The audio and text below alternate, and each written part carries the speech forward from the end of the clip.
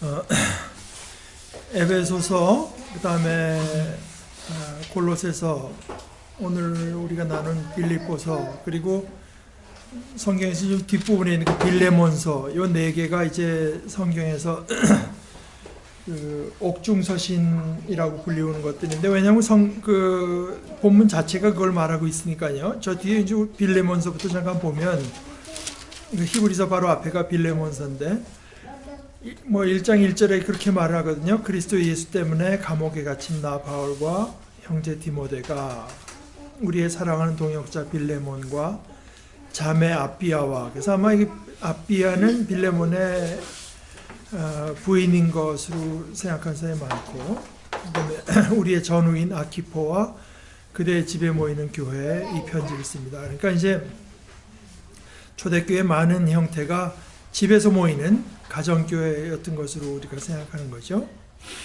그래서 감옥에 갇혀서 보내는데, 이 빌레몬에게 이 빌레몬서를 쓰게 된 경우는, 빌레몬에게 오네시모라고 하는 이제 노예가 있었는데, 노예가 뭔가 사고를 쳤는지 하여간 주인에게 손해를 끼치고 도망을 갔다가, 이것이 어느 감옥인지는 알 수 없지만 어떻게 돼서 하여간 바울 사도, 그러니까 빌레몬, 자기 주인이던 빌레몬과의 관계를 통해서 바울 사도를 알고 있었던가, 뭐 그래서 그분이 내가 가서 좀 뭐 어려운 사정을 말할 수 있는 분이라고 생각했는지 모르지만, 어찌됐건 하여간 바울 사도와 연결이 됐고, 바울 사도를 통해서 그리스도의 사람이 됐습니다. 그래서 10절에 말하기를 내가 갇혀 있는 동안에 얻은 아들 오네시모를 두고 그대에게 간청합니다. 그래서 이제 이게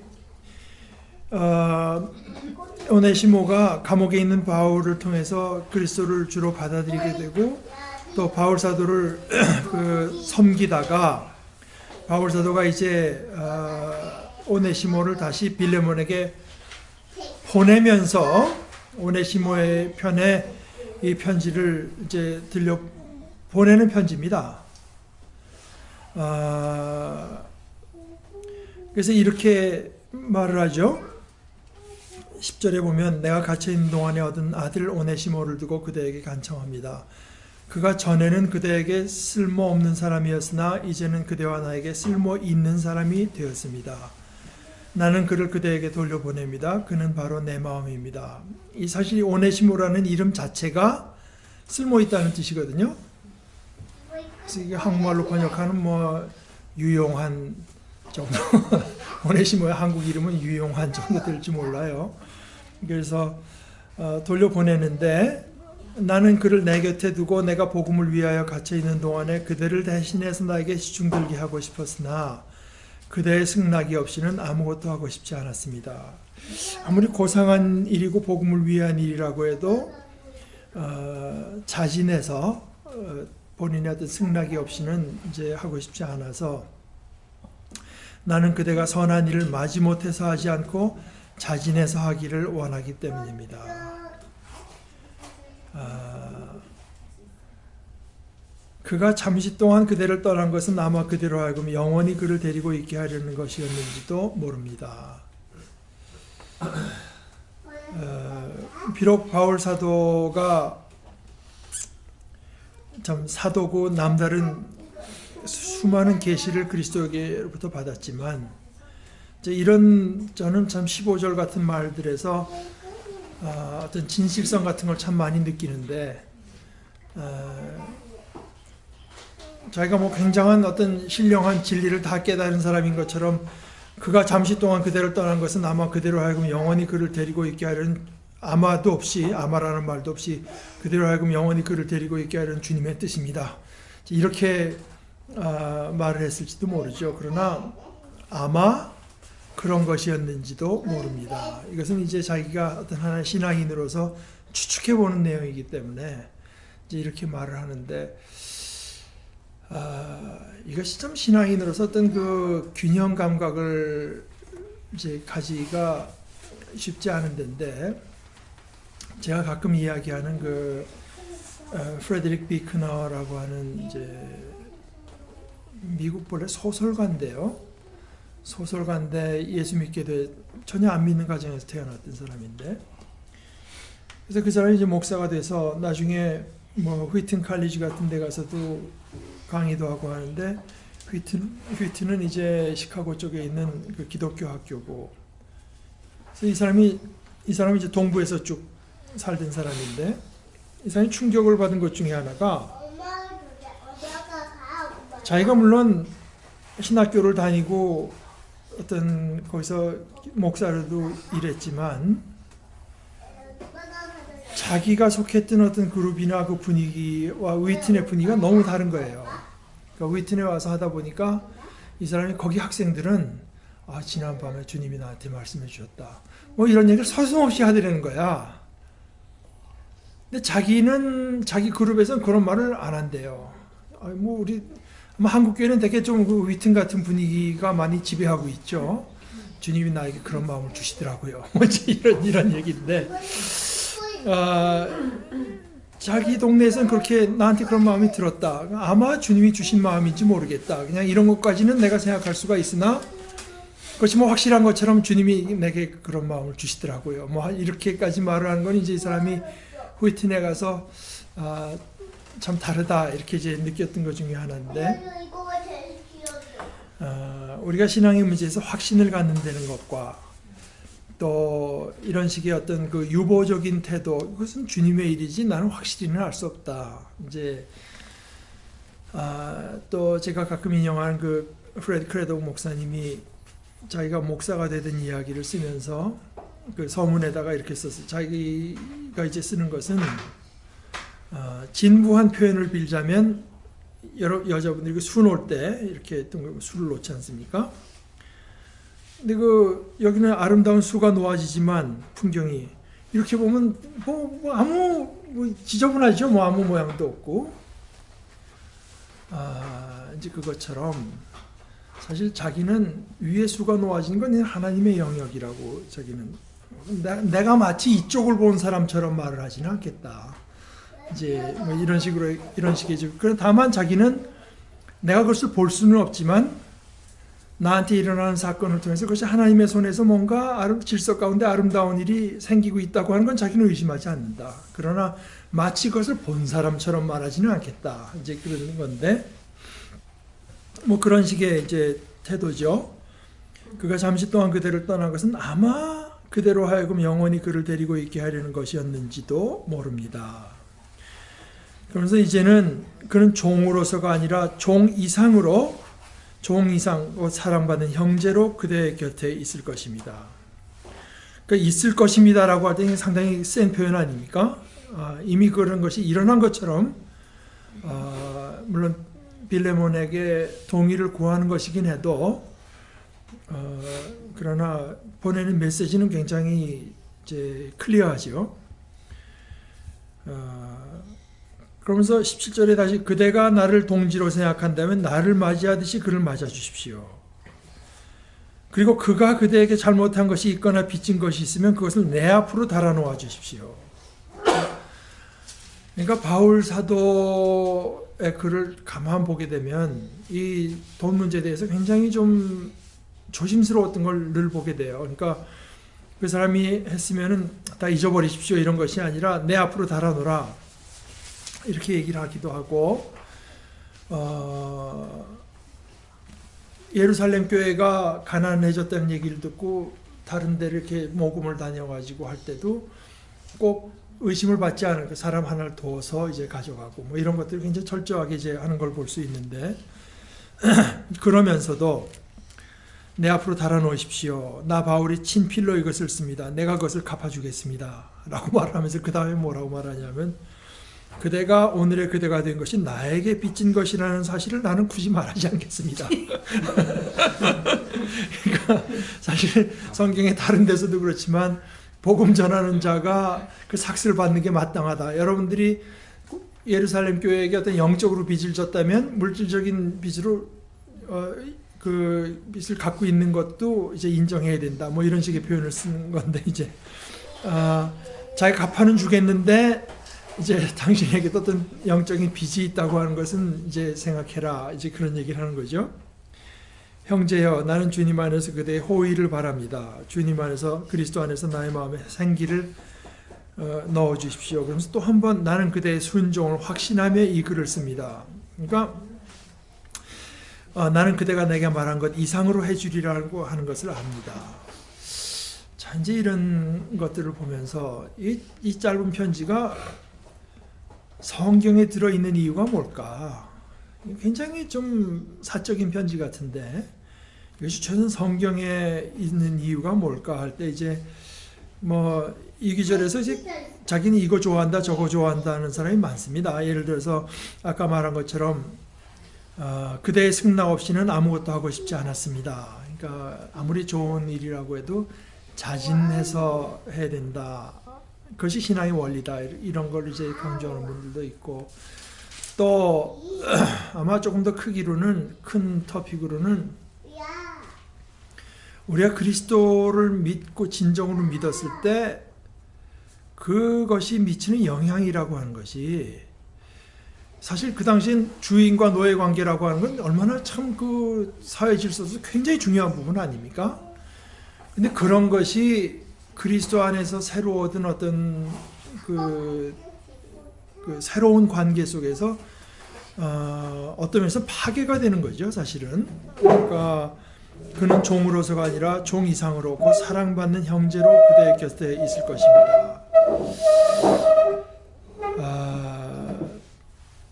그러니까 이제 바울 사도의 편지 가운데 이제 노예들어 종하게 할 때 뭐 그리스도에게 하듯 하라 이런 걸 보고 이제 바울 사도가 노예 제도를 옹호했다고 말을 하는 사람들이 많은데, 그러나 사실 성경 어디를 읽어봐도 그렇게 이해할 수 있는 것은 아닌 것 같아요. 바울 사도가 그런 말을 하지만 언제나 그 앞에다 이제 대전제로서 말을 하는 것은 그리스도 안에는 남자 여자가 없고 종과 주인이 없다고 하는 걸 전제로 하고 이제 말을 하는데, 없지만 현실의 어떤 질서 안에서 어떻게 하는 것이 가장 지혜로운가, 현실 질서 안에서 어떻게 하는 것이 하나님의 뜻을 가장 잘 세우는 것인가 말을, 그러니까 노예제도라고 하는 자체에 대해서 바울 사도가 이것은 옳다 그르다를 말을 하는 게 아니라 노예제도가 있는 속에서 복음을 받아들이고 복음을 위해서 어떻게 사는 것이 가장 이제 합당한 것인가를 말하는 것이지, 노예제도 자체에 대해서 이건 옳은 거니까 그대로 이런 얘기는 아니죠. 그런 것이 이제 이런 데서 아주 그러니까 노예 제도 자체가 잘못됐으니까 그것을 폐기해라 뭐 그런 얘기는 물론 할 수 있지만, 최소한 성경에서 바울 사도가 그런 얘기를 하는 것은 아니고, 바울 사도는 이미 진정으로 당신도 그리스도를 받아들이고 오네시모도 그리스도를 받아들였다면 그와 당신은 이제는 하나의 형제라고 하는 것이 더 근본적인 어떤 관계가 되어버리니까, 주종 관계라고 하는 것을 넘어서는 그런 관계가 되어버린 것을 말을 해서 어떤 그 복음의 그 철저성이라고 할까, 이제 그런 것들이 아주 나타난다고 저는 보고 있습니다. 그러니까 이것이 교회사 상에서도 그런 어떤 비슷한 것이 나타났던 게 청교도 운동 같은 건데, 청교도 신앙에서 굉장히 중요한 것이 우리가 그리스도 안에서 다 죄인이라고 하는 것이 이제 굉장히 세니까, 이것이 새롭게 인식이 되면서 왕에 대해서도 당신의 그 왕이라는 직책은 하나님께서 주신 것으로서 내가 인정하고 존경하지만 당신도 죄인이다. 이런 생각들이 이제 청교도에 있어서 그런 것이 사회적인 영향이 없을 수가 없는 거죠. 사회적이고 정치적인 영향이 이제 어떤 가장 근본적인 데서 이제 그것을 바꿔놓는 계기가 됐다고 생각하는 것 같아요. 빌립보서는 물론 저 앞에 있고 좀 긴데, 이 빌립보라고 하는 것은 여러분들이 한번 뭐 지도를 생각해 보십시오. 지금 그 이스탄불, 그러니까 이스탄불이 거기가 말하자면 그 비잔틴이나 그 비잔틴이라고 하는데, 거기서 이쪽 그리스 쪽으로 넘어가면서 처음 있는 큰 도시가 빌립보입니다. 그 다음에 만나게 된 데가 데살로나이카 이제 그렇게 되었는데, 빌립보는 한 BC 4세기경에 알렉산더 대왕의 아버지인가 이제 필립 2세인가 그랬는데, 그 사람이 세운 도시라 정복하고 그 사람의 이름을 따서 이제 빌립보라고 세운 건데, 이게 이제 역사에 등장하는 것이 로마에서 누구지 저 시저 죽인 브루투스하고 뭐 카시디 이쪽을 이 반대쪽 안토니우스하고 옥타비아누스 이 둘이 이제 이쪽을 처단하고, 그 다음에 또 옥타비아누스하고 안토니가 이제 붙게 됐을 때, 안토니우스는 그때 클레오파트라랑 한참 잘 돼가고 있던 때인데, 옥타비아누스가 이제 여기를 이제 치고, 그 다음에 옥타비아누스가 이제 그 안토니우스하고 클레오파트라 연합군을, 그러니까 안토니우스를 하여간 에게 승리를 거둔 뒤에 자기는 그 아우구스투스라고 하는 영예를 이제 따로 안고, 그 다음에 이제 다만 자기에게 그러니까 안토니의 제자 안토니우스의 그 휘하의 그 군인들 뭐 이런 친구들을 굉장히 잘 대해줬어요.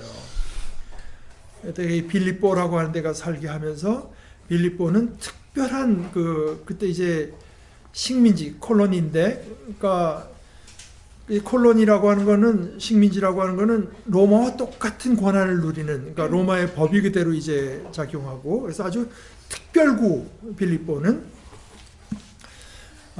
그래서 그 빌립보 사람들은 그 베테랑, 그러니까 뭐지 하여간 퇴역 군인들이 있으면서 굉장히 로마 시민의 모든 권한을 누리고 로마 시스템을 따르고 로마 법이 거기는 해당되고 해가지고 굉장한 특권 의식을 이제 갖고 있던 사람들이었는데, 거기서 이제 바울 사도가 복음을 전하고 교회를 처음에, 그러니까 유럽에서 처음 세워진 교회가 이제 빌립보 교회인데, 그리고 거기서 얼마 안 있고 이제 떠났지만, 그 뒤로도 빌립보 교회와 바울 사도 간에 굉장히 아주 친밀한 관계가 이어져서 기회 있을 때마다 빌립보 교회가 이제 재정적으로 후원하기도 하고 이제 그랬던 것이 계기가 돼서, 이 빌립보 교회가 이제 바울 사도가 옥에 갇혔다고 하는 것을 알고 이번에도 또 이제 재정적으로 많은 후원을 이제 해서 에바브라의 편에 그 바울 사도에게 보냈습니다. 그쪽을 돌보던 에바브라의 편에 바울 사도에게 보냈는데, 에바브라가 이제 빌립보 교인들이 가져온 그 후원 물품 같은 걸 갖고 감옥에 찾아왔다가 이 사람이 병에 걸려버렸어요. 에바브라가 심한 병에 걸려가지고, 그러다 이제 좀 회복이 돼서 바울 사도가 다시 돌려보내면서, 앞으로 자기가 디모데도 보낼 계획인데 우선 에바브라를 돌려보내면서 이제 일종의 영수증을 내가 잘 받았다고 하는 영수증을 이제 써보내는 것이고, 그러면서 에바브라 편에 들은 이제 몇 가지 교회 안에 잘못된 가르침이 있다, 또 교회 안에 참 자매 둘이 좀 불화하는 사람이 있다, 뭐 이제 이런 얘기를 듣고 거기 대해서도 이제 몇 마디 글을 써서 보내는 것입니다.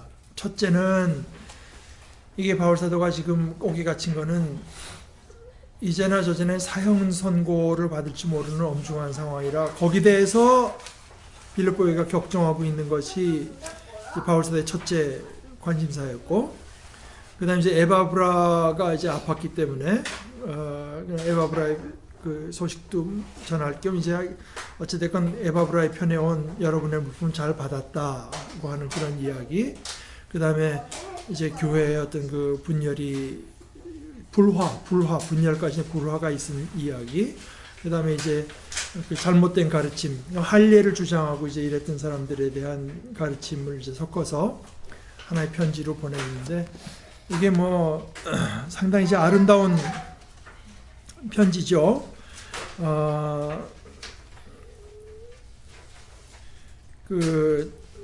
여기 이제 여러분께 감사한다고 하면서 뭐 여러분이 첫날부터 지금까지 복음을 전한 일에 동참하고 있기 때문에 감사한다. 사실은 이런 얘기는 늘 오해를 자아낼 수 있어서 이제 그러나 뭐 성경이 그러니까 제가 할 수 없이 또 얘기를 해야 되는데, 바울 사도는 또 성경을 봐도 복음을 전하라. 그래서 직장에 있으면 옆에 있는 사람에게 다 전해라.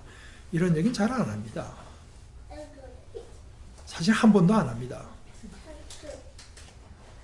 이건 어떻게 보면 바울 사도는 복음 전하는 건 자기 몫으로 생각한 것처럼 느껴져요. 사도들에게 전하고, 교회는 가장 중요한 것이 복음에 합당하게 생활하는 것, 복음에 합당하게 살아가고, 또 그러나 사도들이 복음을 전하는 일선에서 할 때 거기에 동참하는 것, 여러 가지 뭐 위로하기도 하고 물자를 보내기도 하고 하면서 이렇게 동참하는 것을 이제 주로 말을 하지, 여러분 각자가 인데서 다 그리스도의 증인이 돼서 복음을 전해야 됩니다 하는 얘기는 잘 안 합니다. 그러나 그것이 물론 우리가 그리스도를 전하면 안 된다고 하는 뜻은 물론 아니죠. 그러나 제가 지난 주간도 말씀드렸지만, 바울 사도가 이제 이 지역에서는 내가 일을 끝마쳤고 뭐 이런 말들을 할 때, 그럼 우리가 뭐 뻔히 알다시피 거기는 아직도 복음을 못 듣는 사람 많이, 그 바울 사도가 전화 며칠이나 전했겠습니까? 근데 일은 마쳤다고 하거든요. 그러니까 거기에 어떤 그리스도를 믿고 받아들인 신앙 공동체가 섰으면 자기 일은 이제 거기서는 끝났다고 생각하는 겁니다. 그리고 신앙 공동체가 믿음에 바로 서 있는가, 이것이 늘 바울 사도의 관심사였지, 이게 뭐 신앙 생활은 대충 좀 하더라도 복음을 전하는 데 열심을 내면 된다는 것은, 이건 성경을 뭐 우리가 읽으면 금방 나타나지만 성경에 나타난 모습하고는 굉장히 다릅니다.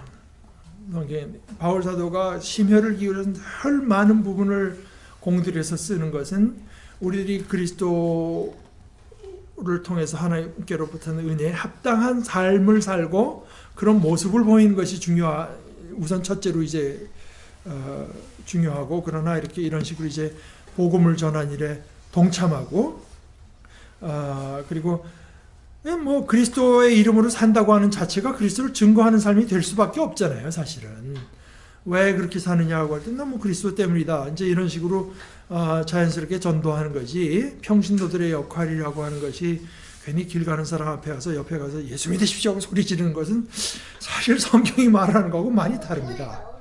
그래서 뭐 내 마음이 너무 급해서 그렇게 할 수 있죠. 그건 뭐 나쁜 것은 물론 아닌데, 우선적으로 우리에게 요구되는 것은 이제 그건 아닌 것 같아요.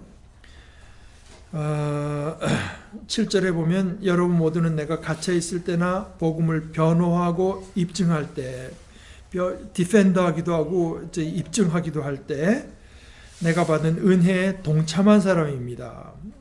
그래서 굉장히 그 다음에 이제 어떤 퍼스널한 고백이 많이 내가 그리스도 예수의 심정으로 여러분을 얼마나 그리워하는지 하나님께서 증언하여 주십니다. 그런데 이제 이 사람들이 내가 갇힌 것 때문에, 바울 사도야 정말 하나님께서 그를 통해서 그리스도를 드러내시려고 하는 참 귀한 뜻을 이제로 세우신 사도인데, 그러니까 그만 감옥에 갇혀버렸으니 이걸 어떻게 하느냐. 이제 바울 사도가 내가 감옥에 있어가지고 오히려 복음을 전파하는데 도움이 됐다는 사실을 내가 여러분에게 알려야 되겠습니다. 이제 그런 얘기를 하면서, 그것이 아니었으면 그리스도의 복음이 전파되기 힘들었을 그 친위대, 그러니까 복음, 그 감옥을 지킨 그 친위대에서 저 죄수 누구야? 뭐 하다 보니까 뭐 바울이라는 인물인데 뭐 이래서 오게 됐다. 그러니까 자기가 그 감옥에 갇혀 있지 않았으면은 이제 전달되기 어렵던 그 복음의 진리가 이제 거기서 이제 퍼져서, 오히려 주님 안에 있던 형제 자매 가운데서 많은 사람이 내가 갇혀 있음으로 말미암아 더 확신을 얻어서 하나님의 말씀을 값없이 더욱 담대하게 전하게 됐는데, 어떤 사람은 사도가 거기에 갇혔으니까 그 사도에 대해서 어떤 뭐 사랑하는 마음도 있고 또 그 뜻을 나라도 이어받았다고 받아야 되겠다고 해서 열심히 전한 사람도 있고. 그러니까 제가 다시 말씀드리지만 복음 전하는 것이 이게 뭐 제가 이게 잘못됐다고 하는 게 아닙니다. 전해야죠. 그러나 1차적인 것이 어디 있느냐 하는 걸 말씀드리는 건데, 그러니까 전합니다.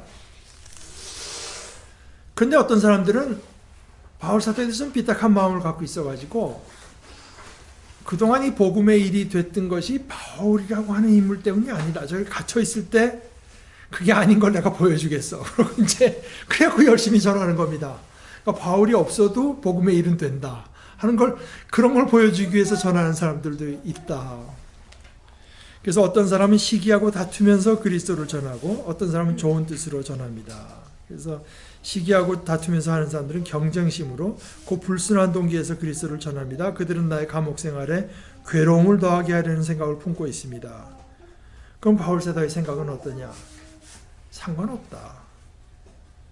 거짓된 마음으로 하든지 참된 마음으로 하든지 어떤 식으로 하든지 결국 그리스도가 전해지는 것입니다. 나는 그것을 기뻐합니다. 앞으로도 또한 기뻐할 것입니다. 그러면서 이제 자기 말, 나의 간절한 기대와 소망은 내가 아무 일에도 부끄러움을 당하지 않고 온전히 담대해져서 살든지 죽든지 전과 같이 지금도 내 몸에서 그리스도께서 존귀함을 받으시리라는 것입니다. 이 20절의 고백은 참 멋있지만 이건 이제 원어를 여러분들이 좀 이해하면 더 좋겠는데, 나의 간절한 기대와 희망은 내가 아무 일에도 부끄러움을 당하지 않고 온전히 담대해져서 살든지 죽든지 하게 되면 우리말은 번역으로는 오역은 아니지만 죽으나 사나 뭐 이런 식으로 그냥 이해하기가 쉬운데 그 뜻은 아닙니다.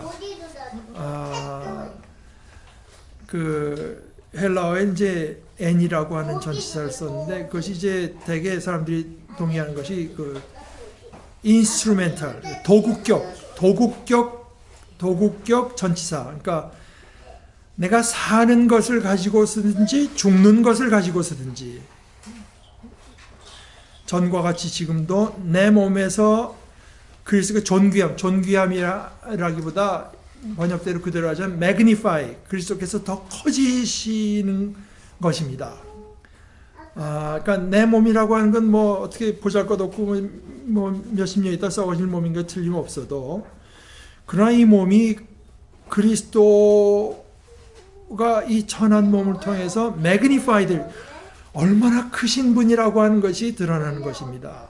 그것이 이제 지금 내가 하는 건데, 그것을 위해서 내가 사는 게 좋겠으면 나는 삶을 선택하겠고, 그것을 위해서 죽는 것이 필요하다면 죽어서 그리스도가 더 매그니파이 될 수 있다면 나는 그것을 택하겠습니다. 그러니까 이미 여기서는 내가 사느냐 죽느냐 하는 것들은 다 상대화되어 버리고 내게 절대적인 것은 어떻게 하면 그리스도가 커지느냐, 그거 하나밖에 없다. 이런 것이 이제 말하자면, 그리고 이제 나는 뭐냐? I'm in the good hands. 나는 하나님의 그 선하신 손 안에 있는 것이고, 그건 하나님께 맡기는 거지. 내가 안절부절할 일이 아니고, 그러나 나에게 주신 내게 의지를 가지고서는 내가 선택하는 기준은 뭔가 하면은, 어떻게 하면은 그리스도가 커질 것인가, 더 존귀해질 것인가. 이제 그것을 가지고 난 삶도 선택할 수가 있고 죽음도 선택할 수가 있다. 그러니까 이것이 사실 진정한 의미에서 복음이 우리에게 선물하는 자유라고 할 수 있죠. 그러니까 이미 나로부터도 이제 자유로워지는 거 아니겠습니까? 감옥에서도 그렇기 때문에 이제 자유를 맛보는 것입니다. 그 사람들이 나를 괴롭히려고 전해도 상관없다. 나는 지금 내가 어떻게 되는가는 아무 상관이 없고 그리스도의 이름이 더 전해지기 때문에 오히려 그것은 나에게는 기쁨이다. 이제 그런 식의, 그러면서 이제 점점 더 이제 그 주제를 가지고 깊이 이제 말을 하는데, 나에게는 사는 것이 그리스도이시니, 그러니까 이미 그리스도와 나는 이미 떼어놓을 수가 없이 이제 그리스도, 내 속에 진짜 생명이라고 하는 것은 그리스도밖에 없어서, 우리가 예수님의 성육신, 육신을 입고 태어나신 것이 이제 2장 저 뒤에 2장 6절, 7절, 8절, 9절, 10절, 11절 이것이 아주 빌립보서의 그 핵심이 되는 위대한 고백이라고 우리 되게 다 인정을 하는데, 그는 하나님의 모습을 지니셨으나 하나님과 동등함을 당연하게 생각하지 않으시고 오히려 자기를 비워서 종의 모습을 취하시고 사람과 같이 되으셨습니다. 그러니까 창조주가 피조물의 모습으로 온다는 자체가 얼마나 자기를 낮춘 거겠습니까? 자기를 제한하는 거 아니겠어요? 몸으로 오시는 순간에. 그렇기 때문에 이 몸이라고 하는 것은 어떤 특별히 지금 현재의 몸이라고 하는 것은, 이거는 썩어질 몸으로서 현재의 몸이라고 하는 너무나 많은 제한을 가지고 있는데요. 이 몸에서, 그러나 이 몸을 가지고 내가 그리스도를 존귀하게 하는 반면에 몸으로 있는 동안에는 뭔가 온전히 그리스도와 함께 있지는 못한다. 이제 몸이 가진 제한이 있어서요. 그래서 죽는 것도 유익하다고 하는 것은, 지금 내가 이 몸을 벗는 것이 나에게는 이제 유익이라고 하는 게, 우리 대차대조표의 수익, 얻는 게인이라고, 영어엔 다 게인이라고 표현. 죽는 것도 나에게는 게인입니다. 죽는 것이 나에게 로스가 아니라 게인입니다. 그런데 내게는, 그런데 또 생각해 보면은 역시 주님을 섬기는 것은 내가 육신을 갖고 할 일이지 육신을 떠나서 할 일은 아니기 때문에, 육신을 입고 살아가는 것이 나에게 보람된 일이면 이게 내가 어느 쪽을 택해야 될지 모르겠어요. 둘 다 좋은데, 둘 다 너무나 좋은데, 나만 이기적으로 생각하면 죽어서 그리스도와 함께 있는 것이 가장 좋은데, 그러나 육신을 입고 있어야 보람이 있고, 또 여러분에게 가서 여러분에게 육신으로의 내가 더 필요할 것이기 때문에 어느 쪽을 택해야 될지 모르겠습니다. 나는 이 둘 사이에 끼어 있습니다. 아주 고통스러운 표현을 써요. 살아야 될지 죽어야 될지 끼어 있습니다. 내가 원하는 것은 세상을 떠나서 그리스도와 함께 있는 것입니다. 그것이 훨씬 더 낫지만 내가 육신으로 남아있는 것이 여러분에게는 더 필요할 것입니다. 근데 바울이 끝끝내 어디를 선택하는가 하면은, 그렇다면 여러분의 유익이 내게는 더 중요하다. 이거 뭐 죽기 싫어서 하는 소리가 아닙니다. 나는 이렇게 확신하기 때문에 여러분의 발전과 믿음의 기쁨을 더하기 위하여 여러분 모두와 함께 머물러 있어야 할 것으로 압니다. 이제 여기서도 여러분의 발전과 믿음의 기쁨, 우리 신앙이라고 하는 것이 좀 잘못 이해가 되면, 내가 뭐 형제 자매의 마음을 좀 아프게 하더라도 그 사람도 성숙하라고 한 거니까 괜찮아, 정당화된다. 이제 그것이 아니지 않습니까? 바울 사도는 여러분이 믿음에서도 자라나야 되지만 여러분의 기쁨도 내가 되어야 된다 하는 이제 그것을 이제 말하고 있죠. 그러니까 근데 이것이 굉장히 큰 어떤 원칙인 것 같아요. 저는 언젠가 이제 우리 가족이라고 하는 것도 그렇게 생각해 봤는데, 가족이 서로 케어하고 그 안에 사랑이 있고 화목하고 기쁜 것은 중요한데, 믿음의 발전이 또 있어요. 가족이 모여서 유익한 일이 또 있어요. 우리 각자에게 유익한 일이 있어야 된다. 두 가지가 이제 언제나 어디나 이것이 굉장히 이제 유익만 따지다 보면 서로 상대편을 그냥 아프게 하고, 그러고서 나는 뭐 좋은 뜻으로 한 거니까 정당화하면은 곤란하고, 근데 서로 간에 좋고 좋은데 뭐 발전하는 게 없다. 그래도 곤란하고. 여러분의 발전과 믿음의 기쁨을 더하기 위하여 여러분 모두 함께 머물러 있어야 할 것으로 합니다. 그러면서 27절에 여러분은 오로지 그리스도의 복음에 합당하게 생활하십시오 했는데, 생활한다고 하는 표현을 원어대로 하면 폴리티오마인가에서 그리스도 복음에 합당하게 정치하십시오, 이런 식의 시민권을 행사하십시오, 이런 식입니다. 거기서 쓴 용어가. 그러니까 이게 빌립보의 어떤 특별한 그 시민의식을 가진 빌립보라고 하는 상황을 굉장히 염두에 두고 한 말인 걸 알 수 있죠. 그러니까 로마 시민, 여러분이 비록 떨어져 있지만 로마 시민으로서의 자부심을 가지고 살아가는 것처럼 오히려 이제 더 큰 의미에서 그리스도의 복음에 합당하게 생활해야 됩니다. 그러면서 이제 2장으로 가서 이제 본격적으로 이제 같은 생각을 품고 같은 사랑을 가지고 내 뜻을 합하여 한 마음이 되게 해 주십시오. 무슨 일을 하든지 경쟁심이나 허영으로 하지 말고 겸손한 마음으로 하고 자기보다 서로 남을 더 낫게 여기십시오. 여러분은 자기 일만 돌보지 말고 서로 다른 사람들의 일도 돌아보십시오 하면서 결국 이것이 다 5절에 여러분 안에 이 마음을 품으십시오. 결국 이제 그리스도의 마음을 품어야 이런 일이 가능하고, 그리고 또 그리스도의 마음을 품었다면 반드시 그런 일들이 일어나야 됩니다. 왜냐하면 그리스도의 마음이란 뭐냐? 이제 여기서 아주 2장 6절부터 11절은 어떤 사람은 초대교회 부르던 찬송가할 거라고 생각하는 사람도 있고, 아니 이건 바울 사도가 이제 생각해낸 글이라고 아직까지 누구도 확실하게 말을 할 수가 없습니다. 그런데 내용은 그리스도는 하나님의 모습을 가지셨으나 하나님과 동등됨을 당연하게 생각하지 않으시고 오히려 자기를 비워서 종의 모습을 취하시고 사람과 같이 되셨습니다. 그런데 이제 이것은 제가 복잡하게 얘기할 수 있고 이제 원어적인 해석이 많이 들어가는데, 제가 이제 제일 공감하는 것 중에 하나는, 지금 번역으로는 이제 그렇게 이해하기가 좀 어렵지만, 그러나 하여간 제가 그것까지 말하기는 어렵고, 그러나 제가 이해하는 바로는 예수님은 이제 하나님과 똑같은 어떤 네이처라고 할까? 하나님과 똑같은 분이신데,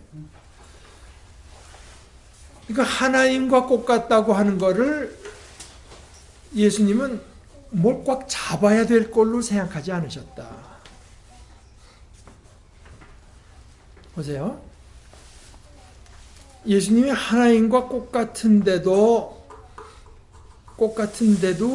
자기를 비워서 인간의 모습으로 오시고, 인간 중에서도 종의 모습으로, 종 중에서도 가장 나은 십자가의 모습까지 내려온 것이 아니라, 지금 빌립보 가사가 말하는 것은 예수님은 하나님과 동등하시기 때문에 그럴 수 있었다는 얘기입니다. 이게 그러니까 하나님 되심이라고 하는 것을 이제 영어로는 self surrender라고, 자기를 내어주심. 하나님은 누구냐? 한없이 자기를 내어주시는 분이 하나님이시다. 이건 제가 언젠가 이제 설교에도 말씀드렸는데, 가톨릭 신학자에서 발타자르라고 한 사람은 하나님의 전능하심을 이제 그것으로 이해했는데요. 하나님이 아니면 자기를 그렇게 내어주실 수 없다. 그러니까 하나님은 뭔가 부족하고 아쉬운 게 있어 자꾸 뭘 취해야 돼. 스스로 족하신 분이기 때문에 뭘 인간이 그분에게 뭘 갖다 드려야 되고 뭘 자꾸 영광을 돌려야 되고 하는 분이 아니라 스스로 족하신 분이기 때문에 그게 필요가 없죠. 사실은 하나님께는. 그러나 하나님은 자기를 내어주시는 것으로서 이제 하나님의 정체는 거기 있다. 특별히 여러분 보시죠. 저는 이제 제 이름은 박기롱. 그러면 그건 저를 가리키는 거라고 할 수 있지만, 저는 또 우리 애들한테는 아버지고 남편이고 그렇지 않습니까? 하나님, 우리 인간에게 하나님이죠. 피조물에게 하나님이죠. 그러니까 하나님이라고 하는 건 하나님의 관계를, 아버지라고 하는 게 관계를 나타내는 것처럼 하나의 관계를 나타내는 거라서, 여러분 아버지답다고 하는 게, 저 사람은 예를 들어 그렇지 않, 그렇다고 저 양반은 운전도 잘하고 돈도 잘 벌고 유능하고, 그게 아니지 않습니까? 아버지답다고 하는 것은 자식과의 관계에서 자식을 위해서는 뭐든지 할 수 있고, 자식을 위해서는 아끼는 것이 없을 때 우리가 아버지답다고 하잖아요. 성경에서 의로우신 하나님, 하나님은 하나님답다고 하는 뜻인데, 그 하나님답다고 하는 건 뭐냐? 자신이 그 사랑하는 피조물을 위해서 자신을 내어주시는 하나님, 사랑하시고 내어주시는 하나님. 그러므로 가장 하나님다운 모습이라고 하는 것은 그 피조물을 위해서라면 피조물의 모습으로까지 내려올 수 있고, 거기서도 가장 낮춰서 죽는 데까지 자기를 낮추실 수 있는 하나님. 이것이 이제 바울 사도의 신학 중에 가장 핵심을 이루는 십자가의 신학이라고 하는 것입니다. 십자가에서 누가 그 신명기에 보게 되면은 나무에 달린 자마다 하나님께 저주를 받은 자라고 되어 있는데, 하나님의 저주를 자기 몸에다가 진서 저건 뭐 이 세상에 다른 건 다 하나님이어도 저건 하나님일 수가 없다고 하는 모습으로 하나님이 자기를 드러내셨다고 하는 게 이제 십자가의 신학인 것입니다. 그러니까 우리 인간의 눈에는 감춰진 모습으로 이제 나타나신 것이 하나님인 것이지, 하나님이 물론 전능하시지만 하나님이 뭐 예를 들어서 뭐 갑자기 뭐 이 지구라고 하는 걸 1초간에 그냥 소멸도 시키셨다가 뭐 한 100개가 되기도 하셨다가 뭐 이런 것으로 이제 하나님의 능력을 나타내서 하나님이 뭐 하나님께서 뭐 능력이 없으시겠습니까? 그러나 우리가 하나님을 하나님답다, 하나님의 의로우신 하나님이라고 할 때, 하나님은 우리에게 김세윤 교수의 표현으로 하나님 노릇을 틀림없이 해주신다는 거거든요. 하나님 노릇을 해주시고, 우리는 그 하나님의 의로우심, 하나님 노릇 해주심을 덧입는 사람들이다. 이제 그것이 이제 은혜인 건데요. 그래서 하나님의 모습을 지니셨으나 하나님과 동등됨을 당연하게 생각하지 않으시고 오히려 자기를 비워서 종의 모습을 취하시고 사람과 같이 되셨는데, 그 정도가 아니라 사람의 모양으로 나타나셔서 자기를 더 낮추시고 죽기까지 순종하셨으니, 그것도 또 보통 죽음이 아니라 가장 고통스럽고 수치스러운 십자가에 죽기까지 하셨습니다. 그렇기 때문에 예수는 그 모습으로서 본인이 하나님과 똑같으신 분인 것을 드러냈기 때문에, 그러므로 하나님께서는 그를 지극히 높이시고 모든 이름 위에 뛰어난 이름을 그에게 주셔서 하늘과 땅 위와 땅 아래에 있는 모든 피조물들이 예수의 이름 앞에 무릎을 꿇는다는 건 예배한다는 뜻입니다.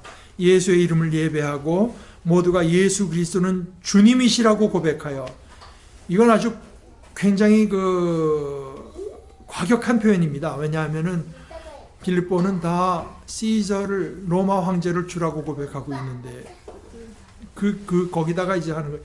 예수 그리스도가 주다, 이렇게 고백하여 하나님은 그것으로 영광을 받으신다, 이제 하는 그거거든요. 그러니까 그렇게 자기를 내어주시는 그 그리스도의 마음, 하나의 마음이라고 할 수 있는데, 그것을 여러분들이 품고 서로 간에 대해야 됩니다.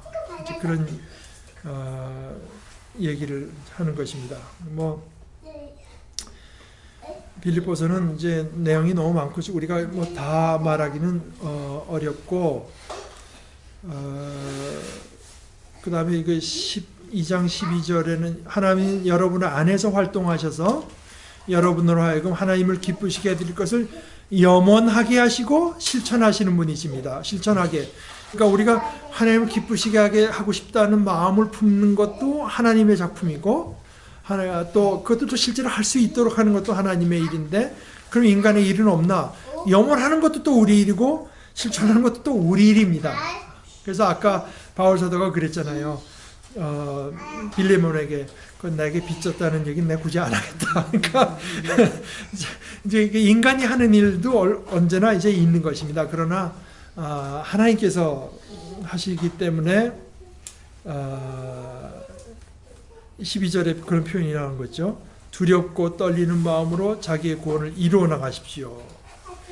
그러니까 이거는 불안해하라는 뜻은 아닙니다. 두렵고 떨린다고 하는 것은. 그러나 삼가는 마음, 하나님 앞에서 그 경외하는 마음을 늘 갖고 하려는 것이고, 마치 뭐 내 구원은 이제 따놓은 이게 좀 그러니까 제가 이름을 실명도 잊어먹기도 하고 이름을 말 안 하니까 여러분 뭐 그냥 들으십시오. 많은 제가 신학교 처음 갔을 때 어떤 분이 이제 뭐 말을 하는 거 같으면서 나 이제 뭐 하나님이 나한테 어떻게 뭐 복 주시는지 내가 두고 볼 거야. 뭔지 이런 식으로 말을. 그것이 한국 교회에서는 굉장히 뭔가 그 신앙이 굉장히 좋은 것처럼 이렇게 그런데 그건 아니죠. 하나님이 우리에게 복 주신 이유가 하나도 없는데도 우리에게 은혜를 베푸시니까 우리가 그걸 감사하는 거지. 우선 하나님께서 우리에게 뭐 복 주실 뭐 의무가 있는 건 아니지 않습니까? 그럼 뭐 아무 보장이 없는 속에서 하나님께서 우리에게 은혜를 베푸시는 것을 우리가 믿고 참 그 하나님 앞에서 삼가는 마음이고 참 늘 겸손하면서 감사할 일이지. 마치 뭐 이게 따놓은 당사인 것처럼 뭐 경박하게 하는 것이 믿음이 좋은 것처럼 여기는 것은 이건 큰 오해입니다. 그래서 두렵고 떨리는 마음으로 자기의 구원을 이루어 나가십시오. 이런 마치 구원이 우리에게 달려있는 것처럼 말하지만 바로 그 다음 절에 하나님은 여러분 안에서 활동하셔서 여러분으로 하여금 하나님을 기쁘게 해드릴 것을 염원하게 하시고 실천할. 그러니까 이것도 그 다음 절을 읽으면 전적으로 하나님의 일인 것 같고 그 앞절을 읽으면 이거 우리 일인 것 같고 그러나 이 긴장 이것이 내 일이기도 하고 하나님의 일이기도 하다는 이거 하나가 이제 흡수돼 버리면 안 됩니다. 하나에 이 결국 내 일이다 이렇게 돼도 안 되고 결국 하나님께서 하신 일 이렇게 돼도 안 됩니다. 이 두 가지 긴장을 유지하면서 사는 게 건강한 신앙이죠. 그래서 왜냐하면 인간의 제한된 생각과 언어로는 이것이 통합이 될 수가 없는 거죠. 아직은 하나님 안에서는 다 통합되어 있는 일이겠지만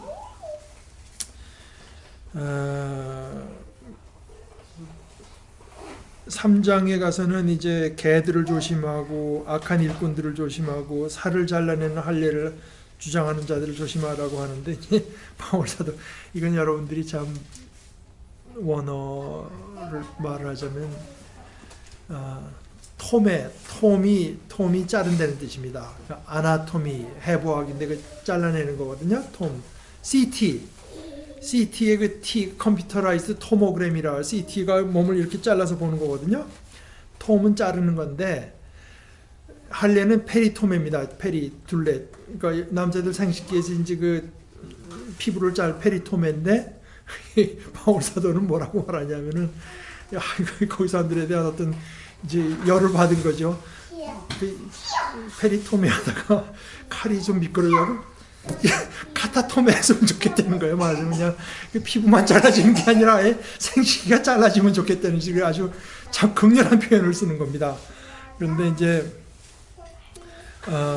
하나님의 영으로 예배하고 그리스도 예수 안에서 자랑하며 육신을 의지하지 않는 우리야말로 그게 진짜 할례. 육신에 무슨 흔적을 남기는 게 그게 진짜 할례가 아니다. 그 사람들은 이제 자기 육신에다 뭐 자랑거리 두려고 하는데 뭐 그렇게 말하자면 나는 그 사람들보다 더 있다 그런 얘기를 이제 하면서 나는 난지 8해 만에 할례를 받았고 이스라엘 민족 가운데서도 그 사울 첫째 그 임금 사울이 나온 베냐민 집하고 히브리 사람 가운데서 히브리 말을 쓰는 히브리 사람 율법으로는 바리새파 사람 열성으로는 교회를 향해서 박해한 사람 율법의 의로는 흠잡힐 데가 없는 사람이었습니다. 이것이 자기 육신의 자랑인데 제가 늘 강조하는 거지만 여러분들 한번 이걸 생각해 보세요. 바울 사도가 여기서 자기는 자랑이라고 하는 것을 현대로 옮기면 어떻게 되나?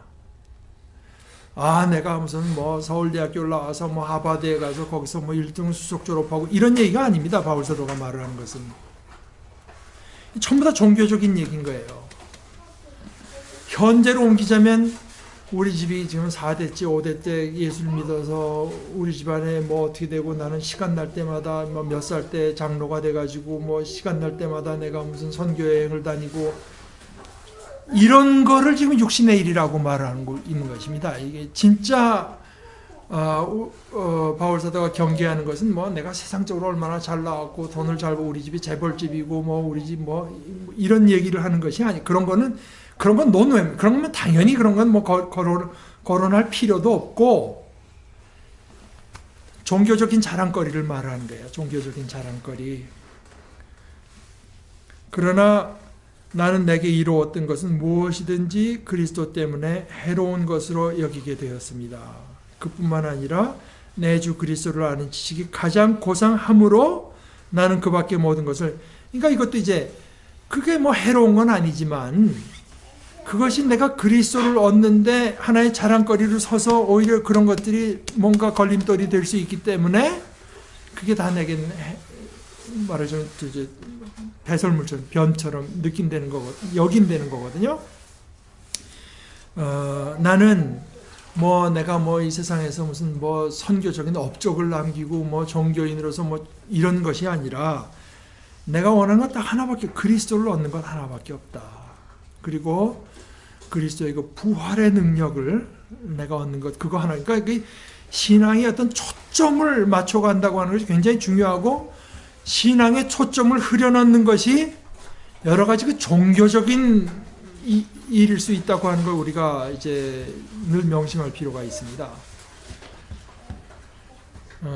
그 다음에 뭐 그것을 이룬 것이 아니다. 그것은 제가 아까 설교에 이야기로 했고, 근데 아까 이제 또 그런 얘기 나왔지만 23장 20절에처럼 우리의 시민권은 하늘에 있습니다. 그러니까 우리의 시민권은 로마에 있는 것도 아니고 하늘에 있습니다.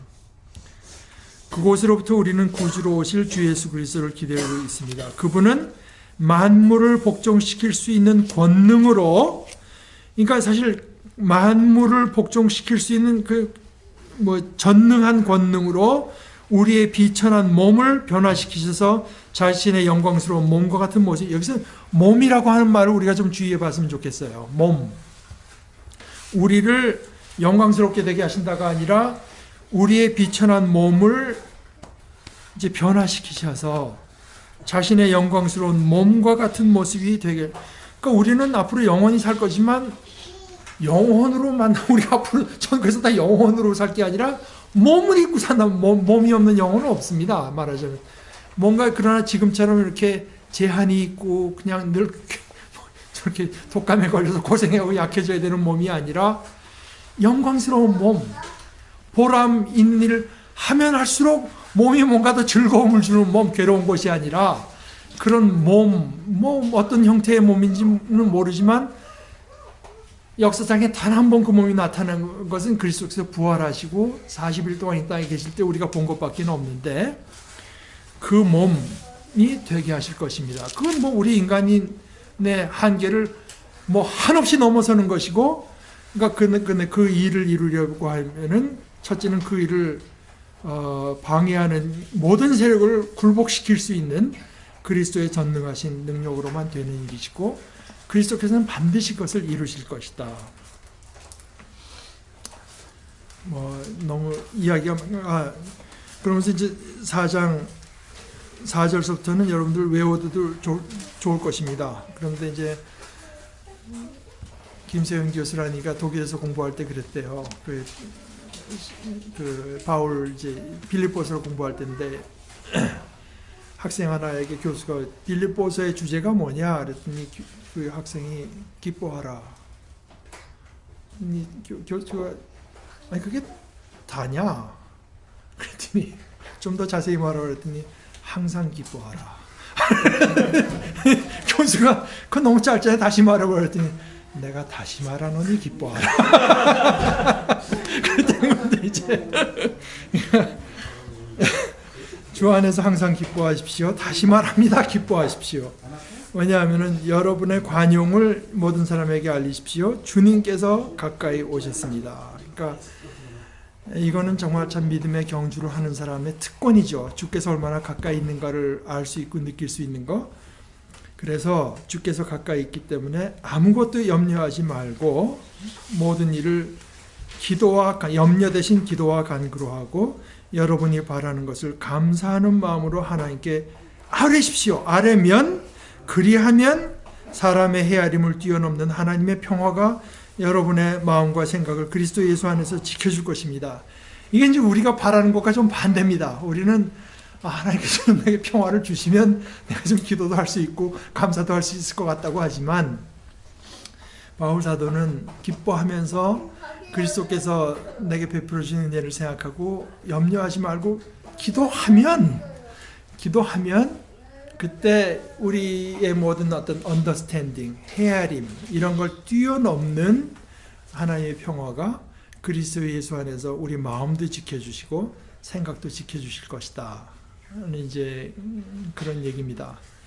근데 뭐 이거는 참 신앙의 어떤 삶을 달려간 사람들의 참 예외 없는 고백인 것 같아요. 그러니까 일본의 우치무라 간소 같은 이도 제가 뭐 큰 거 원하는 거 아닙니다. 하나님 제게 그냥 매일 그저 먹고 살 정도만 해주시게 되면은 나는 아무 바라는 거 없이 복음만 전하겠습니다. 그랬더니 자기가 하나님께로부터 받은 그것은 복음만 전해 내가 먹고 살고 있게 해줄 테니까. 그래야 되는 것이고 자기가 아무리 해도 뭐 그 하나님으로부터 그런 응답밖에는 자기는 받은 게 없는 것 같다. 그러고 보네포 같은 이도 이제 기도 가르칠 때 기도할 줄 알아야 기도할 거 아닙니까? 그랬더니 보네포의 대답은 기도 안 하고 기도가 뭔지 어떻게 알 수가 있냐. 그래서 이것이 뭐 전에 어떤 분의 그 표현대로 수영할 수 있으려면 물에 뜰 줄 알아야 되고 또 물에 뜰 줄 알으려면 수영할 수 있어야 되듯이 그러나 그걸 늘 그냥 그렇게만 생각해갖고는 아무것도 할 수 없잖아요. 그러나 믿음의 길에 이제 발걸음을 내딛고 나아가면 우리가 이런 것을 이제 맛볼 수 있게 된다. 왜냐하면 사실 그 길이 아니면 우리에게 뭐 해답이 없으니까요. 이제 용기를 내서 하나님의 손에 한번 의지하고 또 내게 닥쳐오는 염려하려면 뭐 염려할 거리가 좀 많겠습니까? 우리가 밤잠을 잘 수가 없죠. 그러나 이 염려를 내려놓고 오히려 감사하는 말을 하나님께 기도하다 보면 그때 이제 도저히 뭐 인간적인 계산이나 생각이나 추측이나 이런 것으로는 생각할 수도 없던 하나님의 평화가 그리스도 예수 안에서 우리 마음과 생각을 지켜주신다 하는 것입니다. 우리 다음 주에는 데살로니가 전후서를 이어서 우리가 보시도록 하겠습니다. 데살로니가 전서 후서. 그러니까 아까 말씀드렸다시피 빌립보 유럽으로 첫 번째가 빌립보고 그 다음이 데살로니카입니다. 이제 그 다음에 이제 그리스 쪽, 마케도니아 쪽으로 넘어가는 거죠.